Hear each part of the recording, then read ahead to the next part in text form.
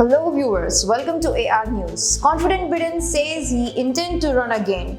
Fresh off a good night for his Democrat Party, the president said he doesn't intend to make policy changes. President Joe Biden, looking confident after Tuesday's midnight elections, said Wednesday it is still his intention to seek re-election, even though two-thirds of voters in exit polls said they prefer he not seeks a second term. Our intention is to run again, Biden said, referring to himself and his family. That he was the case regardlessly of what that outcomes of this election was. He said, though the unexpected strong showing by his Democrat parties clearly took some steam out of calls to step aside for another generation of conductors.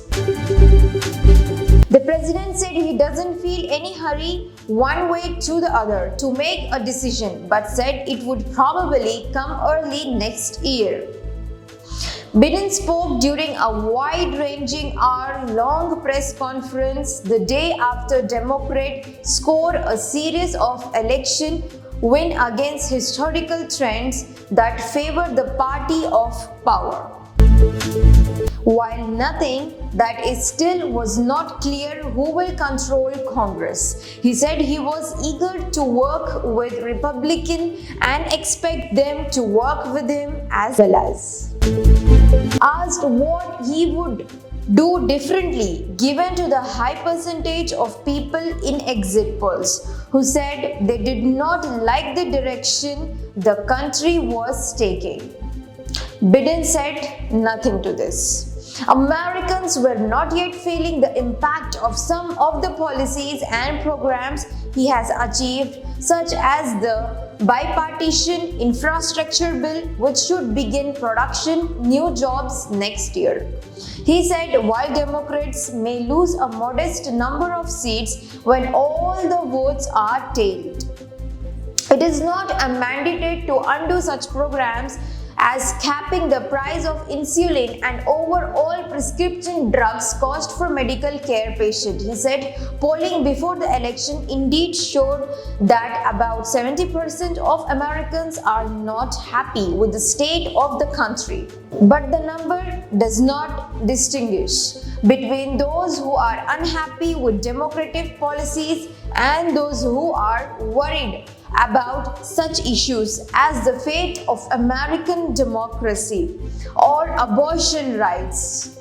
Biden said that even if Republicans assume control of the House, he does not anticipate aid to Ukraine will be eliminated. GOP House Leader Kevin McCarthy of California, a leading contender to be the Speaker of the House if his party takes power, would likely not have enough votes in his own caucus to do that anyway, Biden said. The president expressed some optimism that now the midterm elections are over, he could convince Russia President Vladimir Putin to agree to a prisoner swap to bring home WNBA star Brittany Griner. I am determined to get her home and get her home safely, Biden said of the athlete who was sentenced to a lengthy prison term on what the United States said was trumped up by the drug charges. Biden looked bemused when asked about the big win Tuesday night of Florida Governor Ron DeSantis, who is expected to challenge former President Donald Trump for 2024 GOP presidential nominations. It would be fun watching them take each other on Biden's side. The curious case of Britain PM Rishi Sunak suddenly exits from COP27 event. UK PM Rishi Sunak was rushed out of the room by aides during an event at the climate summit in Egypt. COP27 witnessed an irregulated incident as Rishi Sunak, the newly appointed Prime Minister of the United Kingdom, was rushed out of the room by his aides during an event at the climate summit in Egypt. A video shared by UK-based journalist Leo Hickman on Twitter showed Sunak hurrying off the stage aberrantly, escorted by his aides. Hickman tweeted the news saying about 2 minutes before he left, the aide came onto stage and was whispering in his ear for more than a minute. There was a discussion going on about, it seems, whether to leave at the moment. But Sunak stayed. Other aide made decision to go back to him and urge him to leave. Downing Street did not issue any official statement on Sunak's hasty exit, so it remains intrigued as to what information he has received from his aides. No biggie. Henry Cole, political editor of The Sun, tweeted regarding the incident. Cole said Downing Street sources insights that was no biggie but a late decision to meet the Germans and Southern Africans despite the imaginary. Accused of bullying senior minister in Rishi Sunak government resigned, a senior member of Prime Minister Rishi Sunak government announced his resignation Tuesday night after mounting allegation that he bullied colleague.